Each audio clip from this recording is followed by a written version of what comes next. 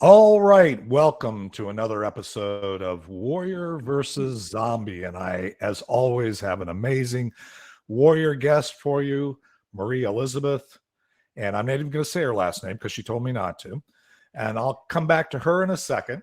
But first, I want to share success is a journey, it's not a destination. As warriors, we all have a history of ups and downs, wins and losses that are all part of making us who we are up to this point, and they provide a foundation for our path forward. We all battle our inner zombie as well as those zombies in our world.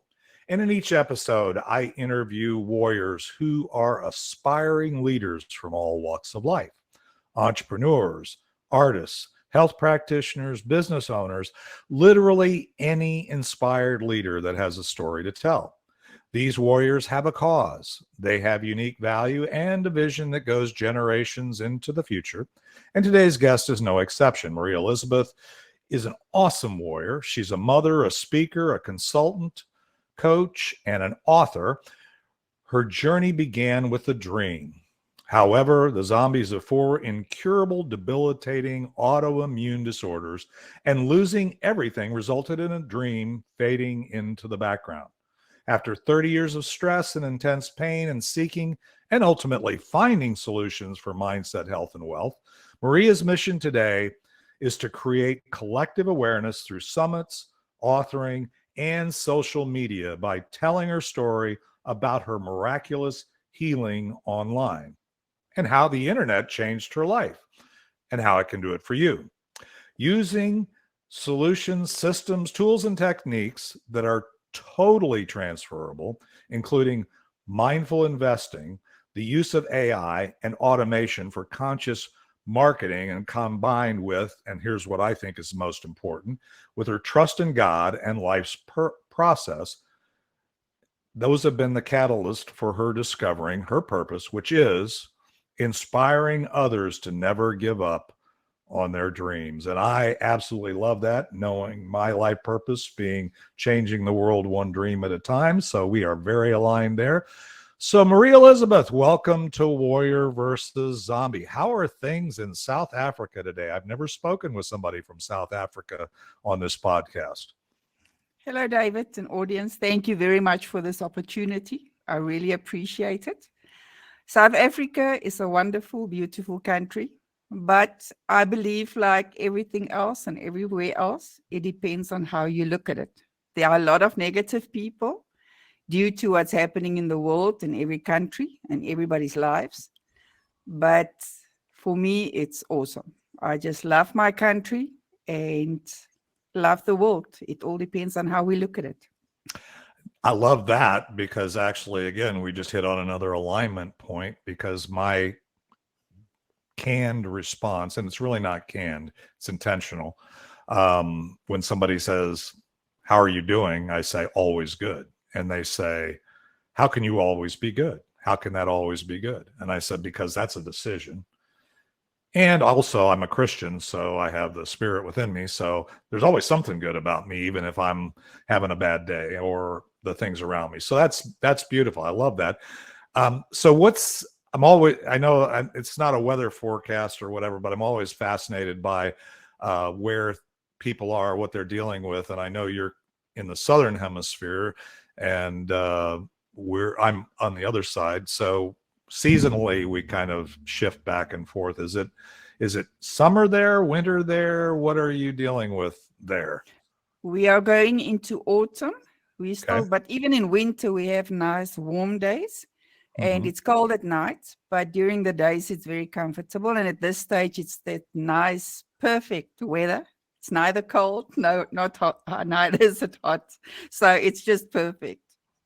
Yeah, I love that. And so, yeah, I thought that was going to be the answer. So you're moving from summer into winter through fall, and we're moving from winter here in Dallas, which is kind of the same way. We're not as extreme as the northern states and stuff. And so we're moving from spring into summer. So it'll get very hot here. We do have some pretty extreme summer heat, but maybe not by South midsummer South Africa standards. I don't know, but anyway, we'll talk about that more offline. But because I know the audience is going, okay, I'm not planning to go to South Africa anytime soon, so let's get on with the podcast. So, any other things going on in your world that we should be aware of before we get into your story, which will be after we take a quick break? To be honest, I think what's going on in my country is actually going on everywhere. It's economy, food prices, fuel prices. And like I say, I'm just thankful that I persisted and I didn't give up trying to find 100% passive income. It's been a very hard journey, but today I'm blessed and I'm thankful because a lot of people feel hopeless. And that is my mission, is to show people that if I could do it from really below zero on all levels, it took me almost a decade or more, but they don't have to now because I just give it freely, hoping to save others what I went through. Well, I love that, and that for sure will be part of our discussion in the third segment here. So where you're at and the things that are inspiring you today and so on. Sounds like you guys are dealing with inflation. Interestingly enough, and this may sound arrogant to somebody in another part of the world, but we here in the United States or in this part of the world that we're in, if we're experiencing, most of the time you're experiencing it and it's even worse, or it's an extreme, or it's a caricature sometimes of what we experience, but not always.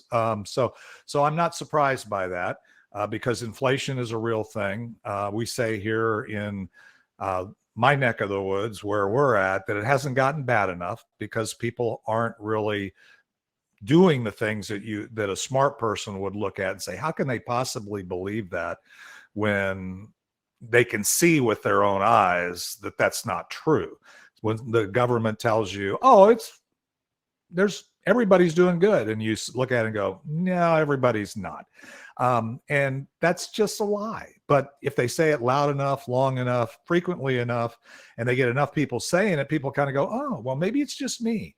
No, it's not you. It's me. It's us. We're just not doing the right thing. So anyway, I don't want to get off onto that. What I want to do is take a quick break here, Maria, and I want the audience to hear this story that you said, below zero, got to where you are today, all of that, for autoimmune disease, all kinds of stuff that we introduced in the beginning here. And I want to hear that story. And then when we get to that, we'll go on to the next segment. So with that, let's take a quick break. We'll hear a little bit for the audio audience of our theme song, It's Not the Getting There, by Ricky Jean Wright. And we'll be right back with Maria Elizabeth and Warrior versus Zombie.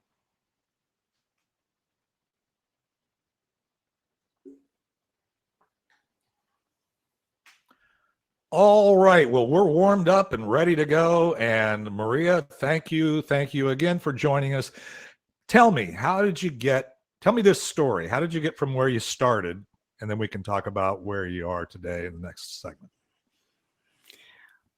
It's always very difficult to compound this story into an hour.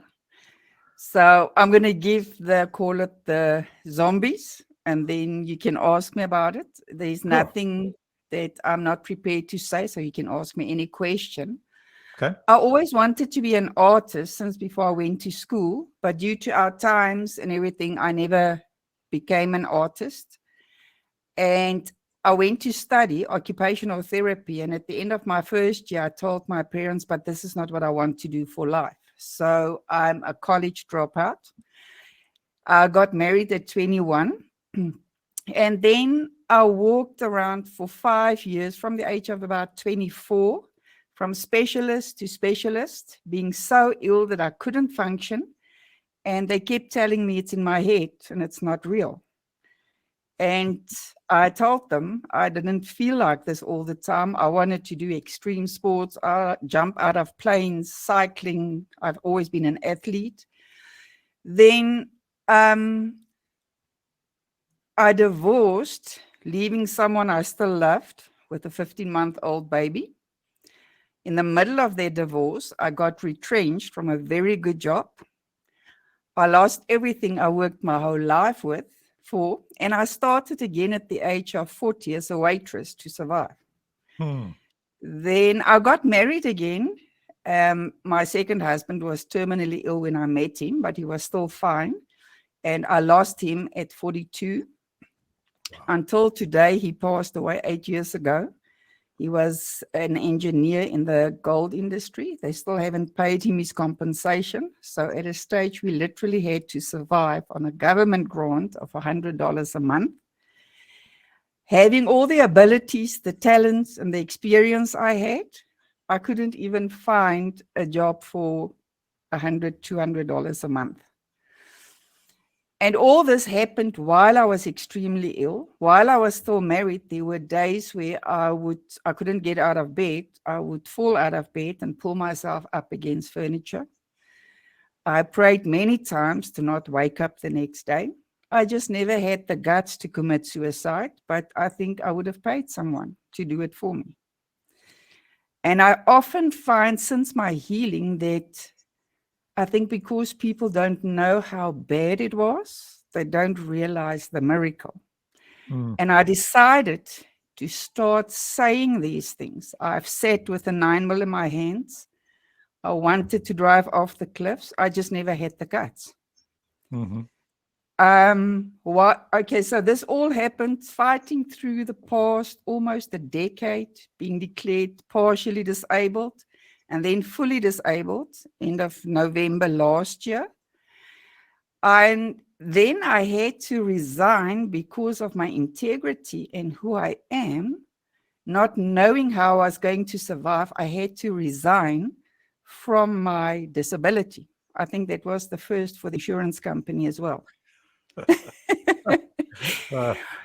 And even still today, I still live hand to mouth at another level than I did.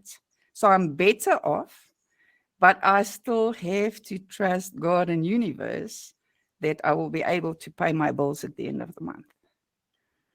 Wow. Well, it sounds like we've hit a lot of the high points here of the journey, and all of those little zombies that you've illustrated there kind of give me pause. Some of which I think I've experienced myself in various forms. So let's explore just a minute on so autoimmune conditions. Are we talking about like fibromyalgia? I mean, I'm not a health professional, but I do have people that are in the audience. Can you rattle off the types of autoimmune challenges that you experienced, just for my own curiosity, if nothing else? Yes, I was diagnosed after that 5 years by a professor who's the head at the pain clinic at the University of Pretoria with fibromyalgia and myofascial pain syndrome. Okay. And then later on, when I moved to the town where I am now, Tietze syndrome and ankylosing spondylitis were added. So it was top university professor. So it's no woo-woo stuff. It's top professors and they're the heads of their divisions at both universities that diagnosed me and treated me. So you got a formal diagnosis, which is a label, as I view things. Many times in our Western, and I assume you're also, when you talk about formal medicine and universities and peer-reviewed studies and all this stuff, which I know enough to be dangerous about. The whole key is that you've been successful in getting a label on it. It really just, sometimes the root cause is obscure. Just because they know what to call it doesn't mean that the solution is a drug or some kind of acute intervention type of thing. So yeah, okay. So you've got these physical things going on. Then you've gone through, went through divorce, another zombie, loss of a spouse, terminal illness with that spouse, other things like that, and then loss of finances. all things that warriors listening to this podcast can relate to, not in a necessarily a good way, maybe triggering PTSD or whatever. For those of us who've experienced some of these things, dealing with them keeps us wanting to focus forward and not think about it. So, but beyond, so you got through that. You mentioned something that I really want you to comment on, and that is that you had these things going on and they labeled the physical things, and then we mentioned in the introduction, you mentioned miraculous curing. So when you say miraculous, that just means unprecedented or something that you hadn't experienced, or maybe you don't know that the world has experienced. What was that?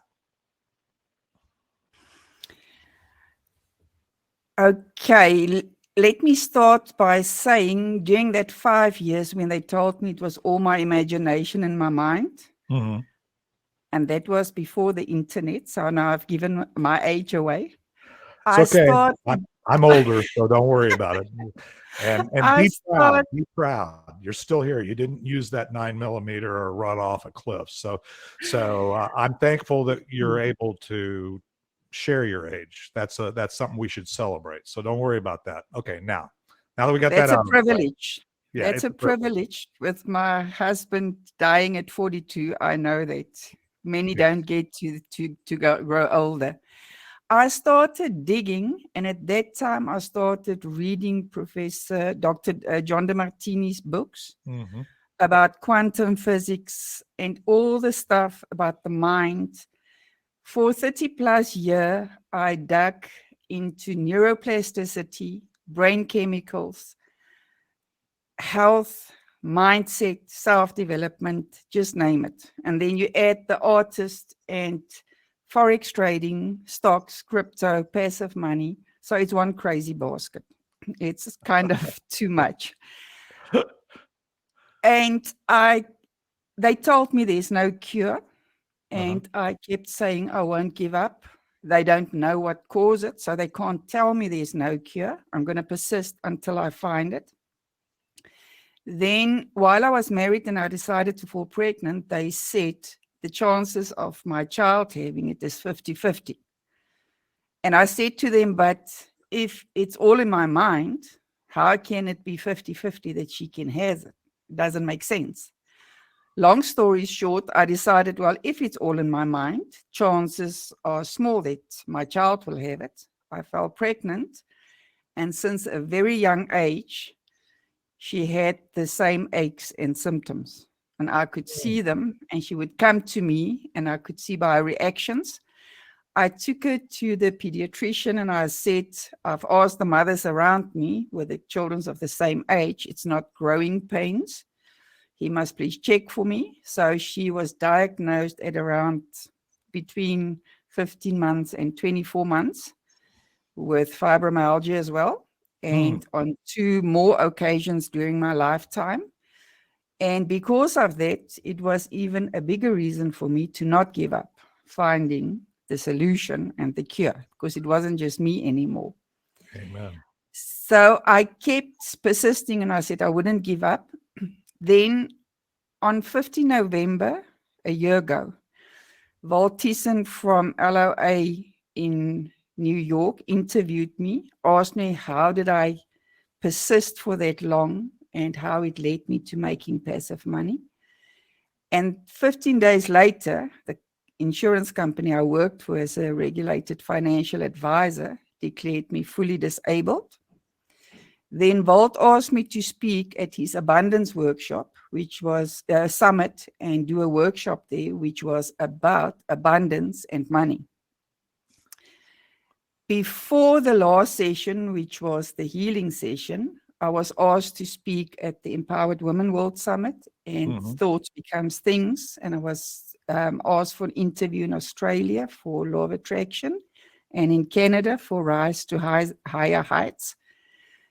And this was all recorded without me planning it. The before, then the workshop I went into, I did not even look at the presenter because the day he presented, everything technically went wrong on my side, and I was working on my presentation. So going into the session, I had no idea who he was and what he was doing. I was supporting Volt because he invited me. During the session, just before the session, I'm not into astrology and numerology and these things, but there came a post up on my Facebook feed saying one or other portal is up for health and finances. And in my mind, I just said, it was about 2 hours before the interview, I said to myself, this is mine. This is for me. And I just moved on. Mm. Then during the session, they said that Daniel Mangena does unblocking of subconscious money mind blocks. And he asked for a volunteer. No one reacted. So I said, me. I don't have money. And if I have any money blocks, please remove them. After he did what he did, it's almost like a meditation, but it's not meditation. I felt kind of disorientated. But it was 1:30 at night, and the whole week I was in US time training with someone for 5-6 hours every night. So I assumed I was just tired. Right. Then every person that he did after me, I would close my eyes and do what he said for them. And I did the same thing for me. Sorry, before I forgot to say this, which is very important. That afternoon, 10 days before the session, I was at the university. They inject me 34 trigger points every 3 to 4 months. They can't give me more, or they couldn't give me more, because it would make your heart stop if they give you too much of the substance. It's the same that dentists give you lidocaine when they inject you. Oh, lidocaine. Yeah.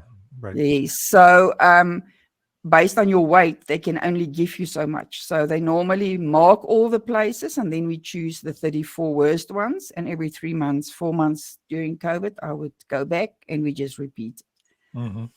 And I had my injections 10 days before. The marking pen circles and the needle pricks were still showing on my body. And I couldn't sit barefoot with my feet on the carpet. I had to sit with my feet on the sides.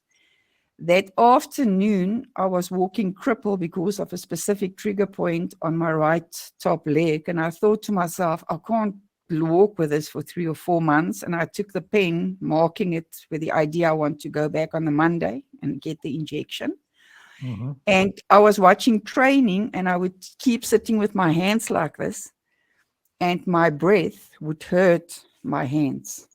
That's something I was used to. When the wind blew through my hair or over my arms and my body, I would feel it, and it would physically hurt you.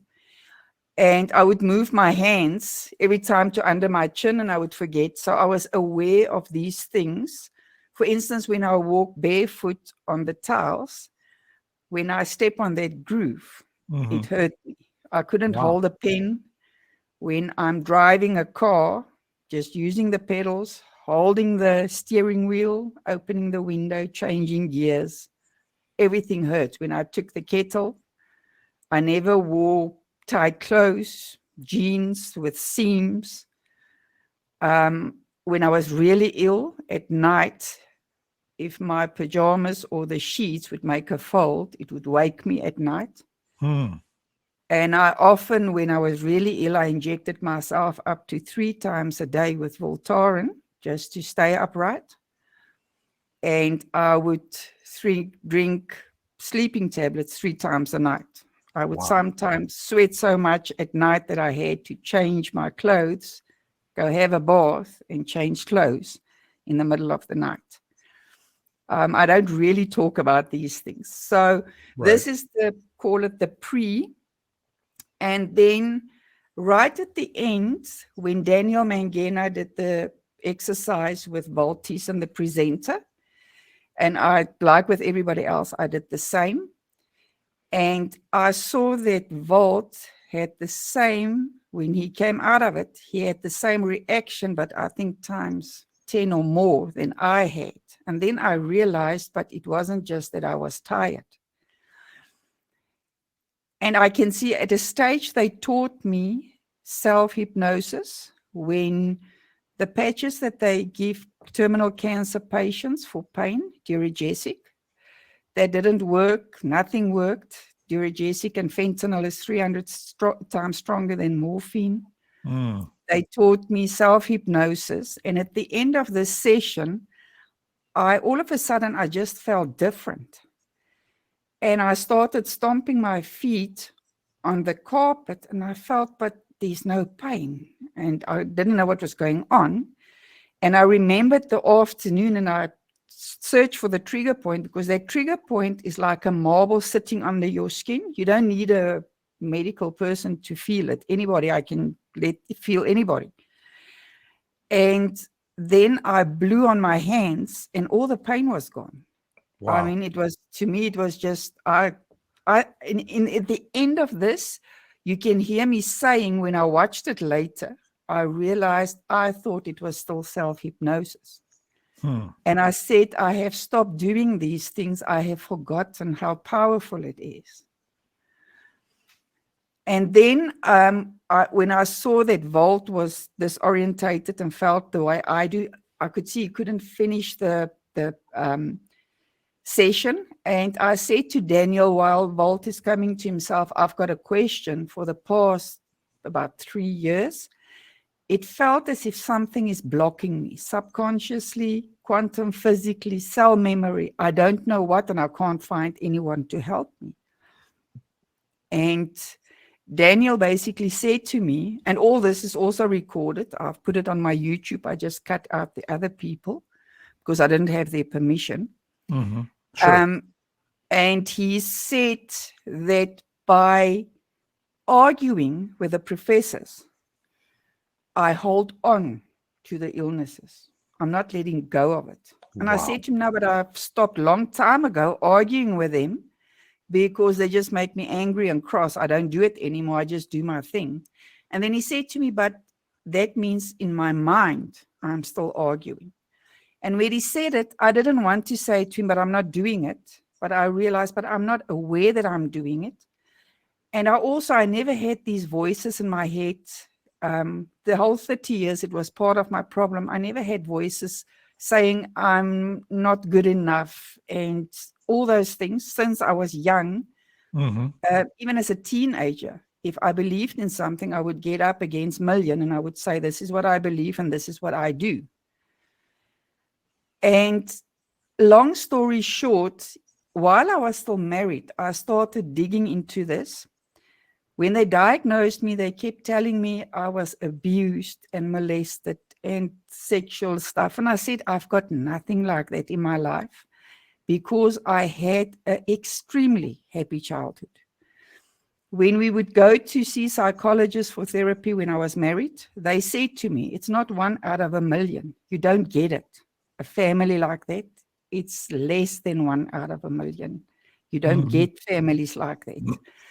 Now, long story short, a long time ago, I started suspecting I only had one trauma in my life. Okay. You could say there's a possibility of a second one, but I knew the second one wasn't. I went to boarding school when I was 5, 6 years old, when I went to school. But I know it wasn't traumatic to me because when the older children, which were 3, 4 years older than me, used to cry at night, I would get up and I would go and console them and speak to them and calm them down. And I was very independent my whole life.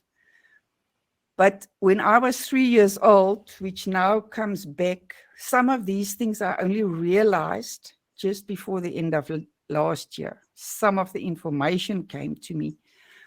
But I started suspecting it and I started digging in their direction. When I was 3 years old, I can't remember my brother. I can't remember trauma or heartache or anything because it's in that 0 to 6, 7 years where your portal closed down and you don't remember it. Right. My eldest brother was 15 at the time and his best friend shot him in an accident. Oh, wow. Yes, and my parents had to later ask that they switch off the machines and life support and everything. But I don't remember the trauma. But I realized that when I feel powerless, you can give me really extreme, difficult situations as long as I can do something. The Mhm. moment I felt powerless, I couldn't cope. And I Wow. started thinking if it comes from that time, because I was powerless to do anything for my family. And the other trigger I saw is while I was married, if my husband would get in the car and just go to the garage or the shop or wherever, I would get upset if he didn't say goodbye. And I could see it was a trigger. It was not the normal upset because it's rude or anything. I Mhm. actually said the words, what if something happens to one of us and we never see each other? So those were the things that started making me think it comes from there. Wow. And so I dug my whole life and I did anything strange and stuff that I didn't even believe in, digging into this. Mhm.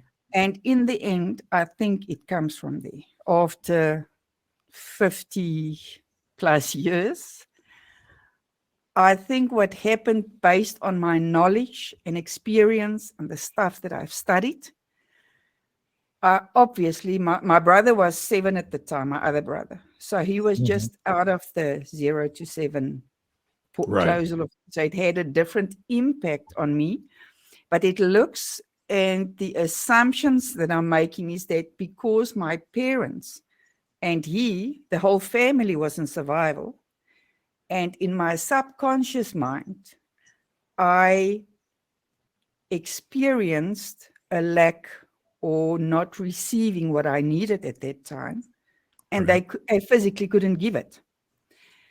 And in fact, just before the end of last year, I've got very strong boundaries, but I tend to give people too many chances and let them go too far, and then Mhm. I hit. So it's kind of trying to be the nice girl.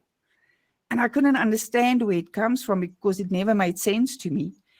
And just before the end of last year, I found a video that said that abuse and overprotectiveness has the same impact and it causes that. And Wow. then I realized that my mother said to me after my brother's death, she would cross the street with my brother and I, the other one, and we would complain that she's hurting us because she's holding too tight onto us, onto our Mhm. hands. And she said to me, it felt as if death is going to grab another one. Wow. And then um, on top of that, I got healed in January on the summit. And then my mother got COVID in June. I looked after her. I sat with her at hospital. She came out. And then because of another lung infection, she went back. Mm. And June was my last month and my last $500. I didn't know how I was going to survive in July.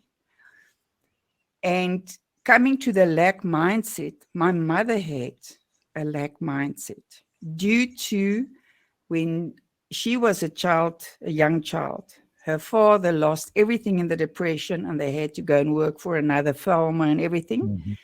And she lived with it until she died on the 2nd of July. Mm. Now, obviously, I don't have proof of any of this.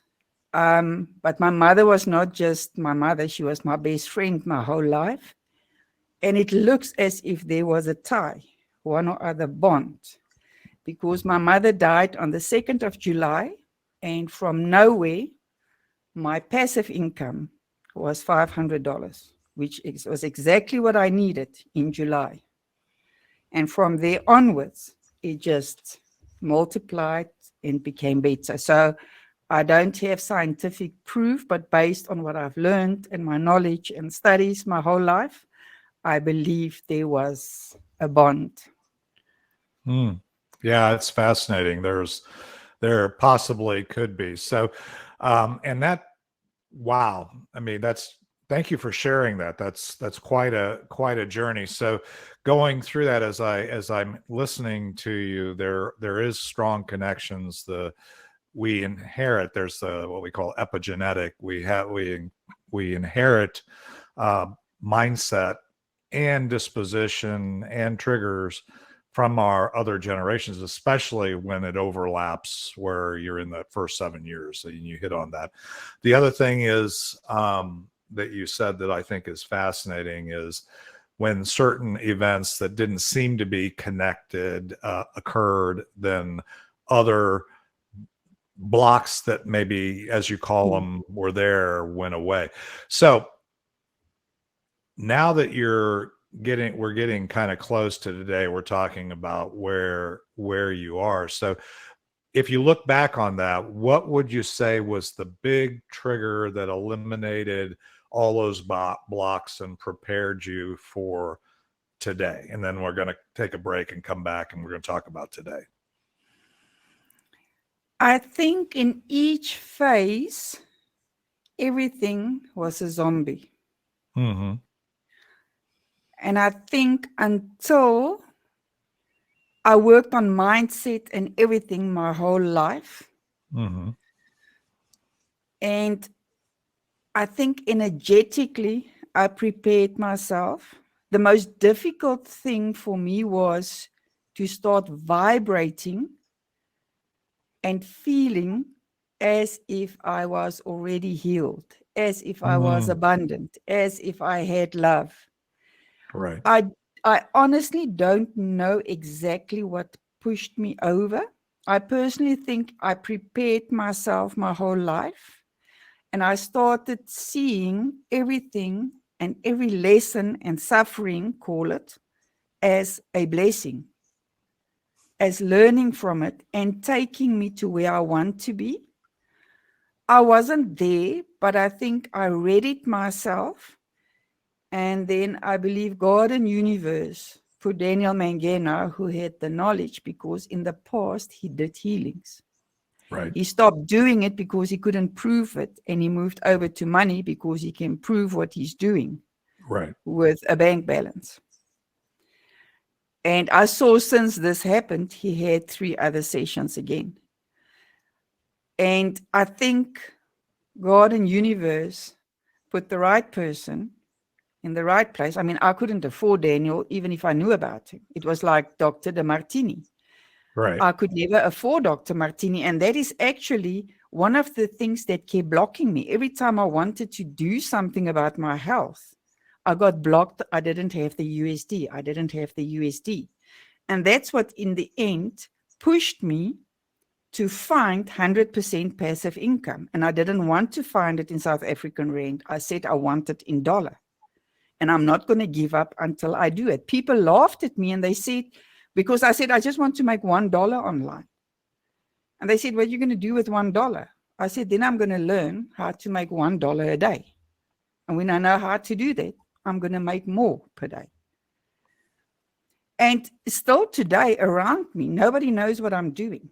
They don't believe in it. Making money online is not possible. But because of my experiences now, too good to be true exist in my mind. And because I believe in too good to be true, all these too good to be truths are hitting me, and I don't know what's hitting me. Well, I love that, and I think we could go for quite a while here. But all I want to say is, I love the story. Thanks for sharing. I can tell just from listening to you that there's a lot more that we could talk about. And just as a plug for one of the things that I'm doing is we're going to do Triggered by Warrior versus Zombie, another podcast, and we may drill into this as we get to know you a little bit more.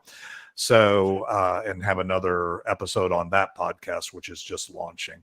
So, but with that, let's do this. I want to, when we come back, I'm going to talk about why, but I also want to hear this one thing you said as we were talking and preparing for this podcast, which is the internet changed my life and it can change life for you. So obviously that's a conclusion that you drew from your story.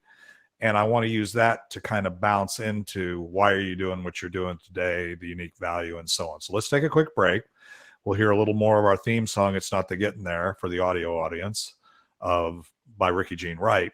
And we'll come back with the why are you doing what you're doing today segment of Warrior versus Zombie with Maria Elizabeth.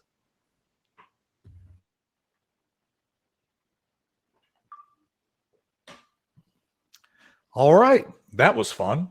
So, as I said before we took the break, I want to hear about this online. You kind of started to touch on that, and I really want to take that into why are you doing what you're doing today? I always find it interesting, and I told you before the interview, how before the interview I put this thing together of what I'm going to say. I didn't plan on saying any of what I've said in this interview. It just flowed through me. None of it was planned. I wasn't planning. I haven't shared the stuff about the lack and my mom's story, etc. I haven't shared it at all. But every time everything goes wrong before the interview or the summit, technically, like today, and then I just jump and I say, God and universe, tell me what's supposed to come out. Love it. 8 years ago, when my husband passed away, I had the equivalent of $2 in my wallet. No job. I didn't know what I was going to do. And I could not even bury my husband. Now, I'm earning almost for a year that I've been earning 100% passive income, more than I earned as a regulated advisor, and more than I've earned on my disability. I'm not closely to where I want to be. I know I'm going to go far, but I'm not chasing the money. I'm not marketing. I'm not selling, and I'm not building teams. And I find that a lot of people don't understand this. But when I go look at what the top coaches in the world say, they say that just solve your own problem. There are many others who have that problem. Solve it for them, and the money will come by itself. And that's basically what happened in this first part to me. And that's why what happened from June to July happened.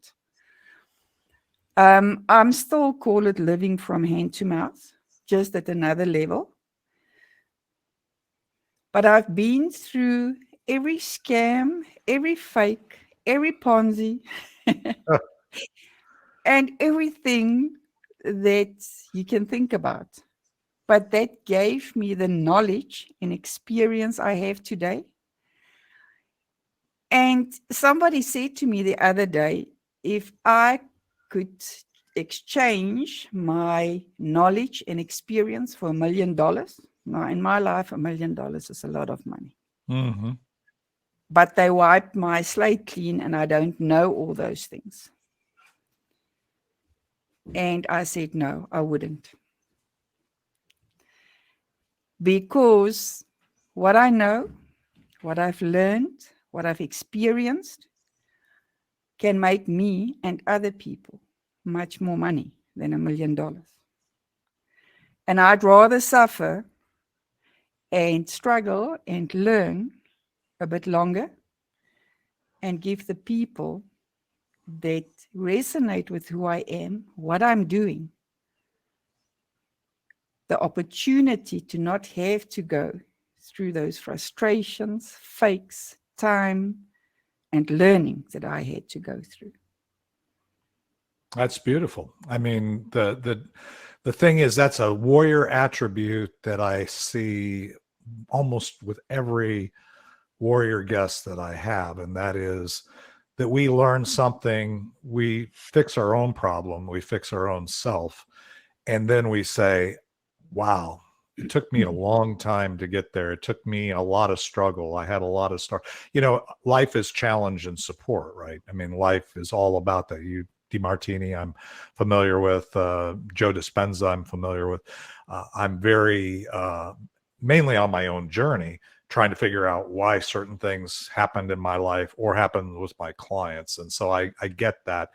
And when the warriors that I find that I love hearing their stories and then hearing their vision, it usually translates into, hey, I figured this out and I want to take that forward and help other people.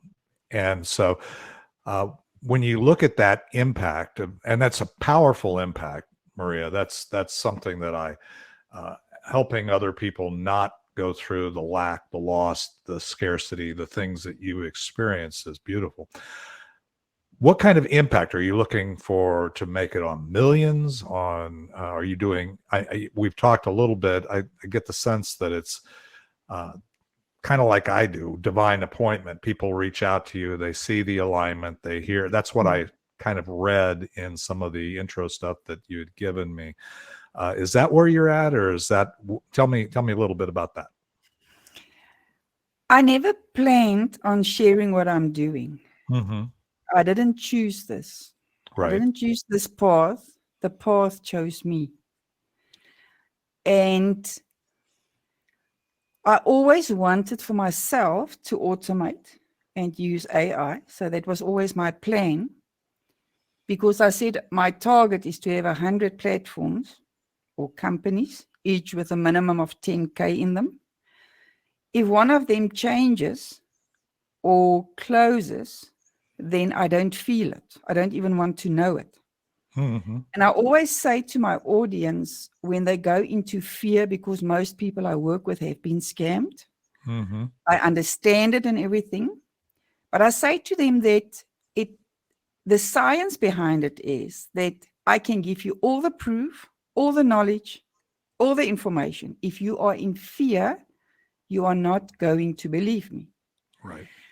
And the reality, because of me studying for myself, brain chemistry, fear, mindset, and everything, few people understand when I say to them, your health impacts your thinking. When your gut health is not healthy, your brain and your whole nervous system is inflamed and you can't make decisions. So I don't do the mindset and the health part, because my experience was that if you are in survival on all levels, you cannot function. Money is not everything, but not having money is everything. It's like oxygen, right? Yeah. It's Yes. it's like you need it. I find it fast. I want to just react to that very thing, because I think a lot of people don't realize the fact that it's not the people who have a lot of money that spend any mindset or a focus on money. If you have money and you have plenty, which I've been blessed to be there at times, it's not something that comes top of mind. Everything else comes top of mind. If you don't have it, like you don't have enough oxygen to fill your lungs, that's all you think about. And the thing is, the people who look at the greedy rich people with envy or are really looking at it from a place of scarcity, lack, those kinds of things. So it is such a fascinating dichotomy that we work in our brain. So so you really want to have that impact. You really want people to realize the potential that you've realized. What else? In terms of your unique value, I always find that the story is important, and you've got a great story that informs you. Nobody else has your story, right? So you've gone down this journey, you've learned these things. So if I listen to you, that's why I do networking. That's why I'm always looking to run my life by divine appointment, right? It's because I want to learn from somebody in South. I love this platform because I can learn now from somebody in South Africa, and I'm in Dallas, Texas. So I think that's a beautiful thing. As you look at yourself, at your journey and where you're at, what would you say is kind of your secret sauce or your unique value that you bring? Do you have a comment on that? In terms of business, I found, or I should say it found me because I didn't Mhm. find it, something I thought was never ever possible. 100% passive income from day one, 3 easy steps, set up in 30 minutes. And now what's happened for me now is that I've got FINRA SEC regulated company that pays me more than everything I've done in the past decade and that I've searched for. I did not think this existed. Wow. So that is in terms of business. Mhm. There's nothing safe in the space that we are in with banking meltdowns, wars, pandemics, I'm and not everything laughing because I think else. it's funny. It's a mess. Yeah. But I believe this is as safe as 100% passive make money gets with regulated advisors, a regulated company. And I did not believe that you can get higher returns than the crypto passive space that I was in. Personally, I think my unique value is I don't judge anyone. When I was young, I used to be very black and white. I think because of my happy childhood, I think Mhm. life was easy. I thought things worked this in black and white. And I think life took me down each and every road to humble me, to show me to never judge. And Amen. now I've got the knowledge, the experience, tools, systems, and techniques, which is totally transferable. Talent is not. But what I have, I can transfer to almost anybody. And it is potentially going to relieve life threatening stress for everyone. Anyone that is prepared to take the action and empower themselves. As you will know, the choice is always the other person's. And I don't push anybody. I don't try to convince them. I tell my story. I show what I do, how I do it. If you want to get on the train, whether it's looking each other in the eyes for those few seconds, whether it's hours, weeks, months, it's hardly ever a lifetime. Right. And I just believe sharing my love, my care, who I am. But because of that as well, I don't work with anybody because there are energy vampires who just want to complain, don't want to do what they're supposed to do. And they want me, like the fairy godmother, to take them from $100 to $1 million in 5 minutes. And I can do that. Well, I love that, and I know we're going to get drilled down into it. And one of the things we haven't got on our schedule or our calendar is probably do a focused episode of our Warrior Networking Mastermind, which is a little longer. We can drill into the hows, and maybe you can introduce us. So, for those that are on this audience and understand that there's another opportunity to talk to Maria and get some focus, I'll share that, or you can go to our channel. Well, let's do this. I want to get into it. We're going to have to get into the land of plain segment. This may be long, maybe not. I don't really care because I think it's been fascinating, and I love hearing your story, and I love hearing your vision, and I am very piqued myself about understanding more. So that means our journey will continue. But let's take another quick break for the audio audience. We're going to hear a little more of our theme song. It's Not to Getting There by Ricky Jean Wright. And we'll be right back in the land, what I call the Land the Plane segment with Maria Elizabeth. And we'll hear about, if we take away anything from all these fascinating subjects in this, what do we take away? So let's take a quick break and we'll be right back.